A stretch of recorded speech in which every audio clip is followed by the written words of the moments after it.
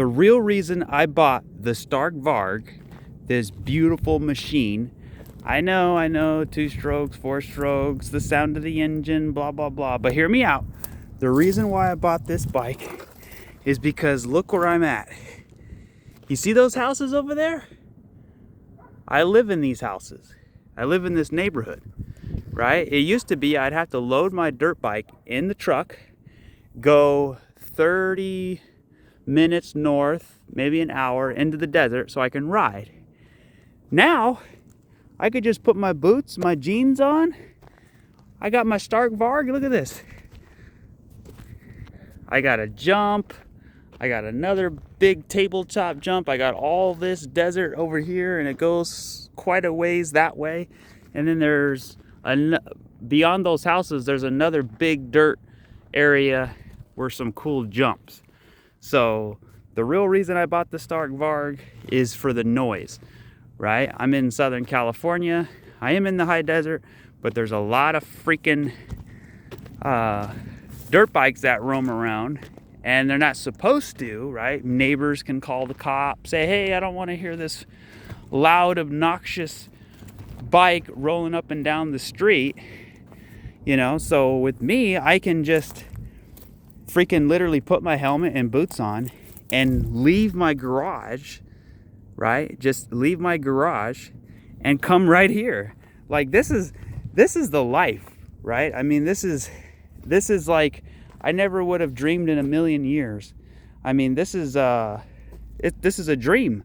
Being able to leave your house with your bike, come out here and ride for miles, hit some jumps, right?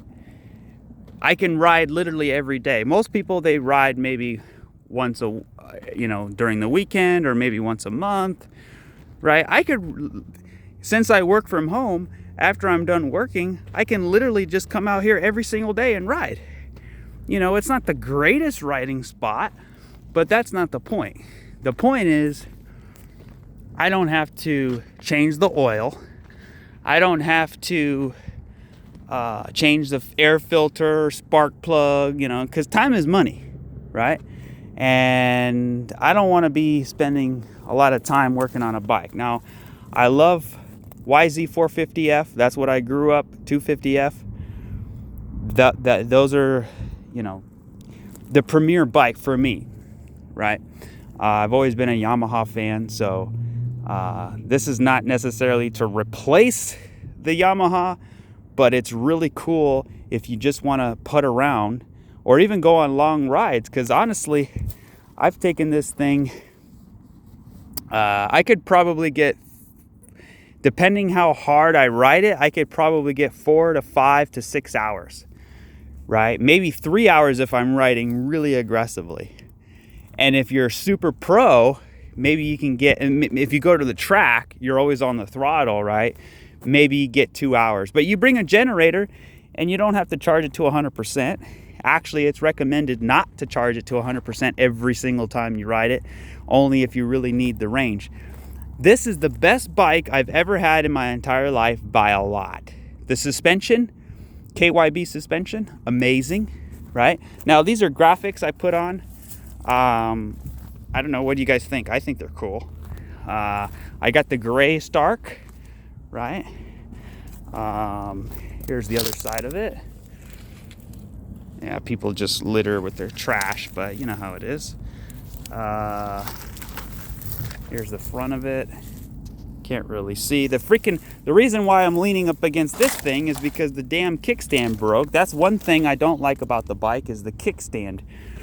The kickstand mounts right here, and it broke. And when I went off a jump, that piece of metal actually got stuck in the chain. So the kickstand was under the chain, so it locked up my whole bike. I almost went over the handlebars.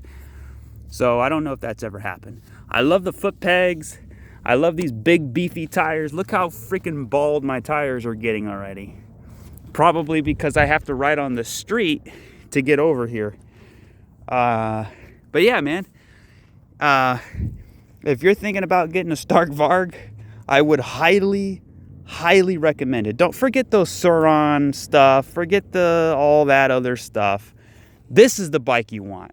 Yeah, it's the fastest electric dirt bike on the planet. It's the best electric dirt bike on the planet, if not being a dirt bike by itself, right? STARk VARG said they don't want to be the best electric dirt bike. They want to be the best bike, right? And I think the way it handles, yes, it's heavy, but you know what? It doesn't feel heavy when I'm riding it. It actually feels very, very light.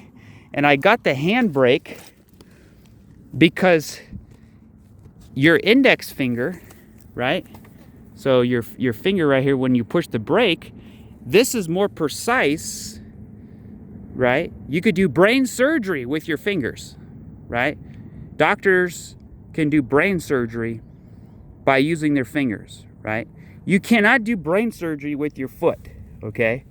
So your finger is very, very precise, right? So if I want precision in the brake, I could get it versus slamming on the foot brake. Now, electric bikes for Supercross, I don't think they should replace them, because what fun would that be? But I do think they should have a team. I think they should have a team like KTM does. KTM has Chase Sexton, Aaron Plessinger.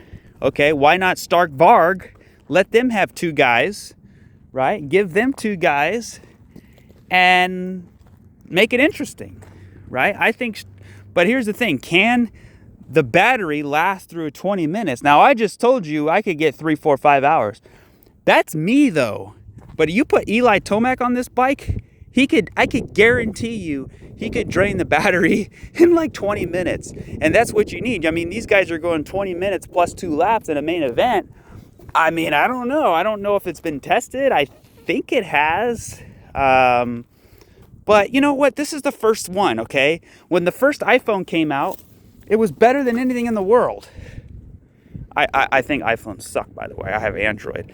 But I'm just using it as an example. But iPhones, right? Now look at the iPhone 15 or I don't even know what they have. iPhone 20, 22, whatever. Okay, so if this is the first STARk VARG model, actually this is the second generation. The reason you know is because the plug used to be all the way over here. But people were complaining they couldn't reach it. Now the plug's here, so this is the second generation. It's the same frame, same body, same everything. A little bit better battery, but this is the first edition of this bike. They have the Enduro bike, gives you more range, right? But this is the first edition. Now imagine in 5 years from now, how the battery's gonna be, how the suspension's gonna be, right? Because I wanna be able to go in my phone and I can, what's really, really cool, I don't know if probably the sun's too bright, but I can change the regenerative braking. The regenerative braking is really, really, really why I like this bike. Yeah, you have the same kind of effect with a regular dirt bike, but I don't know, something about the regenerative braking is really cool. But I should be able to go in this phone and type in how I want my suspension, right? Because eventually you're going to have smart bikes. There's really going to be a lot of smart bikes that come out of this, right? So basically having a computer that has AI, right? You sit on the bike, it knows your name because it knows your weight and it knows your suspension settings, right? So I think all of this is coming in the future, to be quite honest. But so to change the suspension settings, right? Obviously you go here and you can change it. And then obviously with the forks as well. But I should be able to push a button and I could change my suspension settings. Now that's going to be really interesting how that comes about. But imagine just if my suspension's too soft, boom, boom, boom, make it a little bit tougher. The dampening, boom, boom, boom, right? Because suspension, you have the best guys in the world and they still can't figure out suspension settings. Suspension is so hard to get right. But with an average guy like me, I don't really notice. Like I can get on any bike and I can feel like, oh yeah, maybe it's a little stiff or maybe it's a little soft, but it's not too insane. But for me, now that I'm riding more and more now, because I've never been able to ride this much. You can see the phone here. Look at this. This is so cool. It tells me exactly where I went, right? And then it tells me the miles. It tells me the speed. I was just cruising around. going about 15 miles an hour, you know, just warming up for the last 15 minutes. I went 3.5 miles. There you go. So, you know, with my YZ 250 and 450, I never had this. You know, I've never had any of this. I mean, you can really, let's see here. If we go to stats, wow, look at that. I went 340 miles, guys. I went 340 miles. Okay, it even tells you the air time. I don't know if it's accurate because I was hitting a lot of jumps and it was 0, 0, 0, 0. Like I would hit a 50-foot jump and it would still be 0. So I'm not sure if it's real sensitive. Maybe you got to do like a freaking triple or I don't know, something huge for it to really take effect. But you can see there's the airtime. Max speed, I got the bike up to 86 miles an hour. That was freaking insane. I can't believe it. And look at that, I saved 34 liters of gas. So, yeah, I went 340 miles and I bought the bike. Let's see when I bought it here. You could see how it measures all my rides, right? So March 4th, I went almost a mile. March 4th again, I went 10 miles. February 26th, I went 3 miles. I mean, you could see all of these things, and I really like that. So, look how much riding I've been able to do. I just got the bike, I want to say, in January. Let me just scroll all the way here. Yeah, so it was January 11th. Okay, so I bought the bike in January 11th, and basically we're in March 11th. So February 11th, March 11th. So I basically had the bike for 2 months, and I went 350 miles. I don't know, is that a lot? For some people it might be. I mean, for me, that definitely is a lot, right? Going 350 miles in about 60 days. With my 4-stroke, now you could say, well, the 450 gas bikes, they could go further, they could go longer. Yeah, that's true. But how many miles would I put on my 450 versus put it on this? I'm riding this way more than my 450. The reason why is because it's so easy and accessible. I don't have to kickstart it. I don't have to have a loud engine. Look at all these houses over here. I'm not supposed to be here. I'm technically not really supposed to be here with this bike, I don't think. But I see people with their electric bikes out here, more like bicycles. But this thing's on steroids. I mean, you know, so I could not get away riding my 450 here for hours, playing, jumping, going around there, especially with all these houses. They would call the cops, and that would be it. So that's the reason. This is why this is the best option, right? Now, I haven't taken it to the track yet. I don't know how that's going to be. I know they're not going to be able to hear me that well, so we'll see how that goes. But yeah, that's the real reason I bought this bike, is so that I can ride it without having to deal with noise pollution. And that was the only reason. But then once I got on the bike, I said, whoa, this thing is way better than my 450. It's so much faster. It feels lighter. The bike's way heavier, but it feels a lot lighter when I'm riding it. It jumps really nice. What else? I mean, it handles good. I don't know, man. This bike is just as good as any. I think it's better. I think it's way better than any bike I've ever ridden as far as YZ. I've ridden some Hondas, right? So, yeah, if you live in this kind of environment where there's a lot of houses, or if you're out in the middle of nowhere, go buy a 4-stroke. Who cares? Right? But if you have a lot of houses nearby and you just want to ride around, right? Because I don't care about gas or electric. I love dirt bikes, okay? A 4-stroke has 2 wheels. A 2-stroke has 2 wheels. An electric bike has 2 wheels, okay? You could do the same thing with a 2-stroke, with a 4-stroke, than you could do with this bike, right? I'm a dirt bike enthusiast. I'm not like, oh, electric bike. Where's your balls, boy? Where's your balls? You got an electric bike? Oh man, I feel bad for you. You don't have your balls, son. Okay. Are we seriously gonna do that? This thing will blow your bike out of the water. I guarantee it. So, but you know what? I used to mock and make fun of electric bikes too when they first came out. I called them, all the names that you would normally call someone with an electric bike. And then I realized, hey, wait a minute. I like riding more than I like complaining. And I can't ride with my bike, so let's ride this bike. And you know what? People complain about the price. It's actually the same price as a brand new Yamaha out the door. Out the door, I paid $12,500 or $12,700 out the door.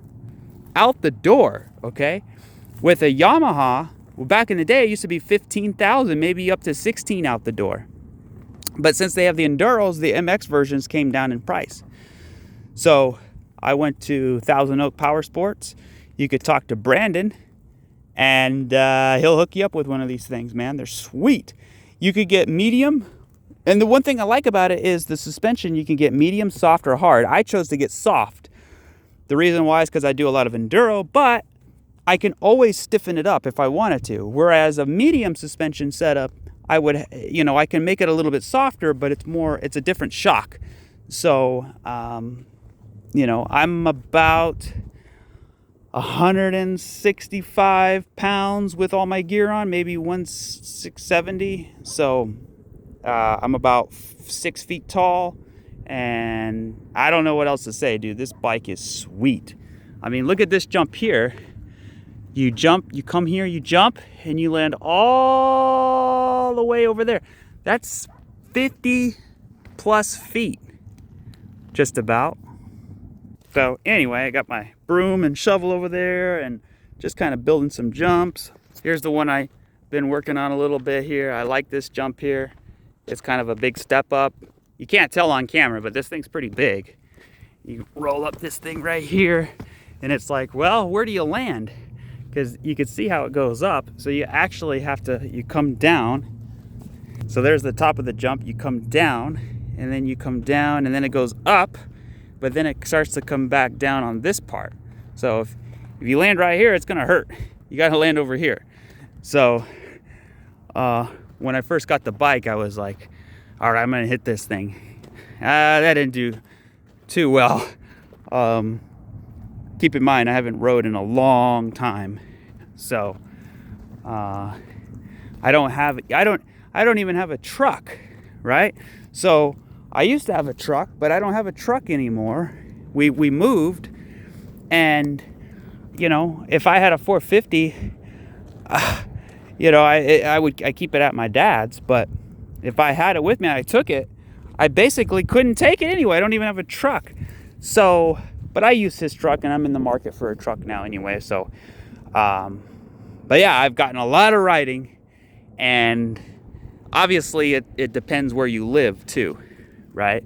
So, if you lived in the city, obviously, I don't know if you can get away with this because it's not street legal. But if you're in the desert / suburb area, I mean, I think it's a great option. So anyway, that's my 2 cents for the STARk VARG. I think these are the best bikes by a lot. They're so fun. And obviously it's not to replace the gas bike, but I'm just telling you, if you have to ride one of these bikes before you die, okay? Make this bike a priority for your bucket list. You have to, because you cannot tell me anything unless you've ridden it. People say, oh, blah, blah, blah, blah, blah, blah, blah. But no, you cannot say that unless you've ridden the bike. Travis Pastrana rode the bike, and he was blown away. Cole Seeley, Josh Hill. I mean, there's a lot of guys. Kobe Raha. I mean, these guys are artists on a bike, and they love it, right? So, and it doesn't take that long to charge. I mean, what the cool thing is, I can take the phone and go up in my bedroom and have it charging, and it'll let me know when it's done. But also I can control, do I want it to go to 80%? Do I want it to go to 100%? Do I want it to go to 82%? I can control that. The reason I don't want it to go to 100% is because that last 10% you put on the battery has a lot of stress for the charge. So the best way to prolong your battery is don't let it drop below 20 and don't charge it beyond 80. That really gives you, what, 60%. So that gives you about 80%, 60%. So you really only have 60% on the bike. And 60% gives me, like I said, about 3 to 4 hours. So if I charged it from 100% and then I went all the way down to, like, let's say 5%, I probably can get way more. Obviously, I would charge it to 100% if I knew I was going on a long enduro ride. But just putting around here next to my house, jumping some jumps here, I just charge it to 80% and it lasts me for hours, and I'm cool with that. So that's not an issue. And the bike is beautiful. I mean, I really like the way it looks. Some of these electric bikes, they look a little funky, look a little weird, right? But this bike actually looks like a freaking dirt bike, man. It looks sick. So anyways, that'll do it for this video. Go out and buy yourself one of these things, man. They're freaking awesome. And you could just ride it anywhere you want, as long as the cops don't see you. But at least they won't hear you, and that's what matters.